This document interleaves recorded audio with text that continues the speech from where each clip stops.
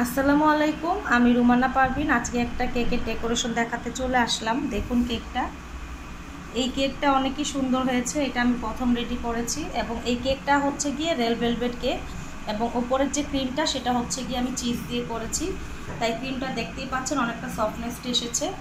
তাছাড়া এই কেক বানাতে আজকে আমাকে অনেক প্যারা উঠাইতে হয়েছে। তো আজকে এই ডেকোরেশনটা বাকিগুলোও আমি আপনাদেরকে দেখাবো। এটা হচ্ছে ক্যালেন্ডারটা, খুবই সুন্দর করে আমি তৈরি করেছি। ক্রিমের মধ্যে কালো রং মিশিয়ে ক্যালেন্ডারটা রেডি করেছি এবং এইখানে হচ্ছে গিয়ে হালকা একটু রেড কালার দিয়ে কালারটা দিয়ে আমি সুন্দর করে লেখাটা লিখেছি। এবং এই যে কালারটা দেখছেন এটা হচ্ছে হোয়াইট ক্রিমের মধ্যে হালকা একটু রেড দিলে বেবি পিঙ্ক কালার চলে আসে। তো কেকটা কিন্তু খুবই সুন্দর হয়েছে। আপনারা চাইলে এরকম কেক সুন্দর সুন্দর ইয়ামি পেজ থেকে নিতে পারেন। তো এখন আমি আপনাকে বাকি ডেকোরেশনগুলো দেখাবো। তো এখন বাকি ডেকোরেশনগুলো দেখাই। আমি এখন এগুলো একটু ডট ডট করে নিব কেকের এই পাশগুলো। আর যেহেতু চিজ দিয়ে তৈরি করা তো দেখা যায় যে কেকগুলো একটু স্মুথলি চলে আসে। এগুলো কিন্তু ফ্রিজে অনেকক্ষণ রাখতে হয়। তো এই কেকে যে প্যারাটার কথা বললাম যে আমাকে অনেক প্যারা উঠাইতে হয়েছে, তাহলে সেটাই বলি। আমার কাছে একটা স্কোয়ার বোর্ড ছিল না, তো আমি গোল বোর্ডের মধ্যে আমি ছোট করে কেকটাকে আর কি সেট করেছি। তো কিছুক্ষণ পরে ক্লায়েন্ট আমাকে আর কি এরকম একটা কেক তৈরি করার জন্যই বলেন যে কেকটাকে এইভাবে করে সেট করে দিতে। তো এই বললাম আমি জ্বালাই। তো আমার কাছে তো কোনো বোর্ড নেই, তো বাসার তৈরি একটা বোর্ড আমি ছবি দেখালাম, তো বললে এটাতে করে দেন। কিছুক্ষণ পরে আমি যখন ওইটা বোর্ডের মধ্যে নামিয়ে ফেললাম ছোটো বোর্ড থেকে বড় বোর্ডে, তো কিছুক্ষণ পরে আবার ক্লায়েন্ট কল করে বললেন যে না, বড় বোর্ডে আর দিয়েন না, ছোট বোর্ডেই দিয়ে দেন, চলবে। আবার সেই কেকটাকে তুলে আবার ছোট বোর্ডে করলাম। ছোট বোর্ডে করার পরে যখন পুরো কেক আমার ফিনিশিং শেষ, তখন আবার ক্লায়েন্ট কল করলেন এবং কল করে বললেন যে না, বড় বোর্ডেই আবার দিয়ে দেন। যার ফলে এই যে চিজের কেকটা এটা অনেকবার নড়াচড়া খাইছে, যার ফলে দেখা গেছে যে ক্রিমটা আমার অনেকটাই সফট হয়ে আসছে। তো আমি পরে আর কি করব, ক্লায়েন্টের সাথে কথা বলে, যেহেতু আমরা হচ্ছে বেকিং নিয়ে কাজ করি, আমাদেরকে ক্লায়েন্টের অনেক কথাগুলোই মানে মূল্যায়ন করতে হয়। কিন্তু ক্লায়েন্টরা এটা অনেক ক্ষেত্রে ভুলে যান যে আসলে হঠাৎ করে যে কোনো জিনিস অর্ডার করলে বা দিলে সেটা কিন্তু করাটা অনেকই টাফ হয়ে যায়। আর আমি ইদানিং অর্ডারগুলো নিচ্ছি না, তারপরেও আমি ক্লায়েন্টের পরিচিত ফ্রেন্ড নিবে দেখে আমি এটা অর্ডার নিয়ে নিলাম।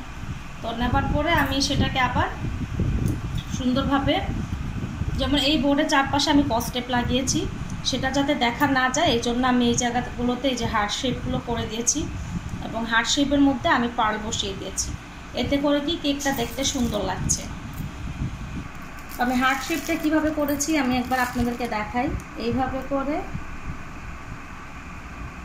এই হার্ট শেপটা করে ফেলেছি। করার পরে দেখা গেছে যে এটার মধ্যে একটা পার্ল দিয়ে দিলাম। তো এখন আমি এই হার্ট শেপের মধ্যে একটা পার্ল দিলেই আবার সুন্দর হয়ে যাবে। মিক্স পার্ল ছিল আমার কাছে, আমি মিক্স পার্লগুলোই ব্যবহার করেছি, গোল্ডেন এবং সিলভার। এরকম করে বসিয়ে দিয়েছি, এতে করে পার্ল দেওয়াতে মানে একটা অন্যরকম সুন্দর হয়ে গেছে কেকটা। তো হয় কি, আমরা যারা বেকার মানে আপুরা আছি, ভাইয়ারা আছে, আমরা যারা কাজ করি, আমাদেরকে বিভিন্ন টেকনিক বুদ্ধি খাটিয়ে করতে হয়। দেখা যায় অনেক সময় আমাদের অনেক কিছুই থাকে না, তো হঠাৎ করে অর্ডার চলে আসে, কিভাবে কাজ করতে হবে কিভাবে কাজ করতে হবে না, সেগুলো কিন্তু আমাদেরকে অনেক মেনটেন করে কাজগুলো করতে হয়। তা আমি আরও কিছু এখানে হার্ট দিয়ে দিতে চাচ্ছি। হার্টটা খুবই সুন্দর হচ্ছে দেখুন। এতে করে যে আমি যে বোর্ডের মধ্যে মানে কস্টেপটা লাগিয়েছি সেটা বোঝা যাবে কম। আর হার্ট শেপ দেওয়ার কারণে বোর্ডটা কিন্তু দেখতে আকর্ষণীয় লাগছে। তো দেখা যায় আমরা যারা বেকিং নিয়ে কাজ করি আমাদেরকে অনেক টেকনিক মাথার মধ্যে এরকম রাখতে হয় যেটা পরবর্তীতে যাতে আমাদের কাজে আসে বা প্রবলেমে পড়তে না হয়। তো দেখুন খুব সুন্দর হয়ে গেছে আমার এই বোর্ডের কর্নারগুলো। তো এখন এগুলোতে আমি পার্ল দিয়ে দিব। পার্ল দিয়ে দিলে এগুলো দেখতে আরও ভালো লাগবে অন্যগুলো যেভাবে দিলাম। তা আপনারা চাইলে যারা বেকিং নিয়ে কাজ করেন তারা কিছু কিছু টেকনিকগুলো ফলো করতে পারেন। বোর্ড থাকলো না তখন আপনারা কীভাবে কী করবেন এই বুদ্ধিগুলোকে কাজে লাগাতে পারেন। আর সবচেয়ে বড় কথা কি, চিজ কেকটা এটা যে কত কষ্ট। দেখুন সেপ্টেম্বরটা নষ্ট হয়ে গেল, এটাকে আবার আমার ঠিক করতে হবে। তো যাই হোক আমি করে দিব। তো আমি এটাকে রেডি করে ফেলি, যেহেতু ক্লায়েন্টের পছন্দ অনুযায়ী কেকটা রেডি করতে হবে, তাই আমাদেরকে ওইভাবেই সব করতে হবে। তো এখন আমি এই সেপ্টেম্বরটাকে একটু ঠিক করতে হবে, এটা একটা রুমাল দিয়ে মুছে ঠিক করে দিচ্ছি। আমার মানে নাম টাম সব কমপ্লিট করে ফেললাম, এখন কেকটা পুরোপুরি কমপ্লিট হয়ে গেল। তো এখন যেটা করব সেটা হচ্ছে কি, আমি কেকটার মধ্যে আমি গোলাপগুলো বসাবো, আর গোলাপের কালারটা আমি এরকম আনিয়েছি কেকের সাথে যাতে ম্যাচিং হয়। তো এটাকে এখন সুন্দরভাবে কেটে আমি বসিয়ে দেব। কিভাবে বসালে ভালো লাগবে সেটা হচ্ছে কি, যে পাতাগুলো খুলে দিলে ভালো হয়, নাহলে পাতাগুলো কেকে লেগে আবার কালারটা আবার নষ্ট হয়ে যাবে কেকের। এমনি এই কেক নিয়ে খুবই যন্ত্রণার মুখোমুখি আমাকে হইতে হয়েছে। তো এখন আমি কিভাবে বসাবো সেটাও আমি আপনাদেরকে দেখিয়ে দিই। এই ধরনের কেক তৈরি করতে হলে অবশ্যই আপনারা যারা কেক নিয়ে কাজ করেন তারা তো অবশ্যই 1 সপ্তাহ আগেই নেন অর্ডার অবশ্যই। তো আমিও বলেছিলাম যে আমাকে যে কোনো কেক অর্ডার করলে 1 সপ্তাহ আগে অর্ডার দেওয়ার জন্য। তো এখন এটা কি করব, আর যেহেতু পরিচিত এক মানুষ হঠাৎের মধ্যে অর্ডার দিয়েছে, তাই আর না করতে পারলাম না।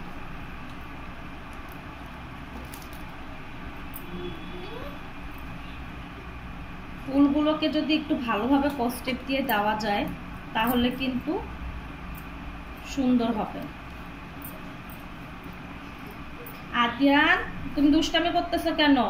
ভিডিওতে কিন্তু তোমার দুষ্টামিগুলো সবাই দেখতেছে। আপনাদেরকে এর আগেও বলেছি আমার পিচ্চিটার কথা, পিচ্চিটাই দুষ্টামি করতেছে।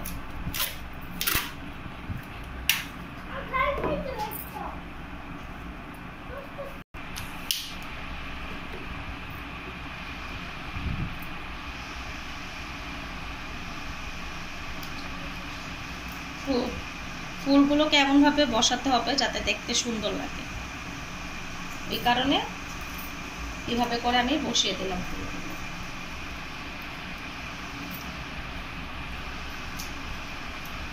পাতাগুলো দিব, দেখি যদি ভালো লাগে তাহলে।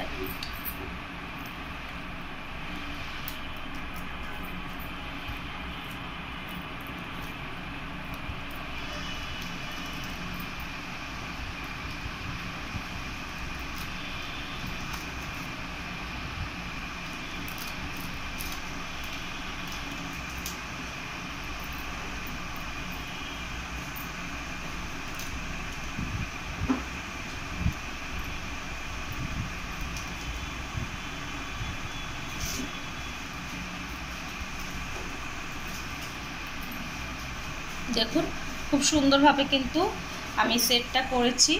এখন আমি এটার কাঠিগুলোর পিছনে খুলে আমি একটু সুন্দর করে কস্টেপটা ভালোভাবে দিয়ে দিব যাতে ফুলগুলো ছুটে না যায়।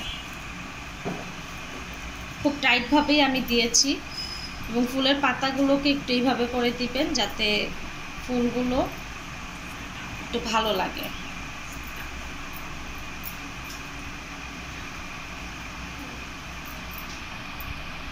দেখুন মোটামুটি খুবই সুন্দর লাগছে। পাতাগুলো দিলে কি ভালো লাগবে কি না ওইটাই হচ্ছে মেইন কথা। এইভাবে করে যদি দেই তাহলে হয়তো ভালো লাগবে। আমি ছোট্ট করে একটু কস্টেপ দিয়ে দিই।